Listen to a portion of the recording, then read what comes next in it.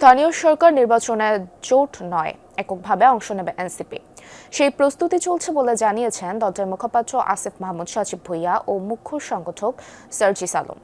তারা বলছেন এতে সাংগঠনিক ভিত্তি শক্তিশালী হবে, যদিও ভোট বিভাজনের ঝুঁকি রয়েছে। সার্জিস আলম জানিয়েছেন আগামী জাতীয় নির্বাচনের জন্য দলকে সংগঠিত করাই মূল লক্ষ্য। দামিয়া তিথির রিপোর্ট।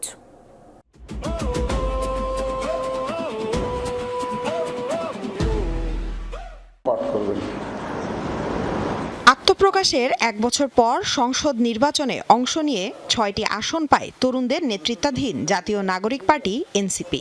নির্বাচন পরবর্তী দলের সাংগঠনিক কার্যক্রমে গতি আনার কথা বলছেন দলটির নেতারা। তৃণমূল পর্যন্ত কমিটি গঠনের কাজ চলছে বলেও জানিয়েছেন তারা। নির্বাচন পরবর্তী সাংগঠনিক কার্যক্রম নির্বাচনের চেয়ে আরও বেশি গতিতে চলছে। আমরা দুইটা বিষয়ে ফোকাস করছি। একটা হচ্ছে যেই জায়গাগুলোতে আমাদের এখন পর্যন্ত সাংগঠনিক কমিটি নেই, সেই জায়গাগুলোতে কমিটি তৈরি করা, পাশাপাশি যেই কমিটিগুলো ইতিপূর্বে ছিল নির্বাচনের পূর্ব থেকে, সেগুলোকে নির্বাচন সংশ্লিষ্ট সময়ে যে আমাদের তাদের কার্যক্রম, তাদের কতটুকু পরিশ্রম ছিল, কার কতটুকু অ্যাক্টিভিটি ছিল, সেগুলোর ভিত্তিতে আমরা সেগুলো পুনর্মূল্যায়ন করছি এবং সেই কমিটিগুলো আবার সংস্কার করছি।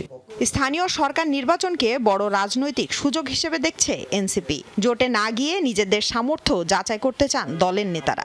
এনসিপি এককভাবে নির্বাচনের প্রস্তুতি নিচ্ছি, সেই ক্ষেত্রে কিছু লাভও আছে, কিছু ক্ষতিও আছে। লাভের জায়গা থেকে হয়তো আমাদের সাংগঠনিক ভিত্তিটা আরও শক্তিশালী হবে। নির্বাচনের স্বার্থে প্রত্যেকটা জায়গা ওয়ার্ড পর্যন্ত অবশ্যই কমিটি হবে এবং একটা রাজনৈতিক তৎপরতা তৈরি হবে। আমি যদি বিপরীত দিকে দেখি, যখন আমরা আলাদা আলাদা এককভাবে নির্বাচন করব, ঐক্যবদ্ধভাবে আমরা যতগুলো জায়গায় জিততে পারতাম, হয়তো সেখানে জেতার পরিমাণটা শতকরা তার অর্ধেকে নেমে আসতে পারে। এনসিপি এককভাবে স্থানীয় সরকার নির্বাচনে অংশগ্রহণ করার সর্বোচ্চ প্রস্তুতিটা নিচ্ছে। যেহেতু এখনো নির্বাচনের তারিখ থেকে শুরু করে নির্বাচন হবে কি হবে না সেটা নিয়েও শঙ্কা আছে, ফলে এখন পর্যন্ত জোটের মধ্যে সেভাবে অফিসিয়ালি এখন আলোচনা হয় নাই।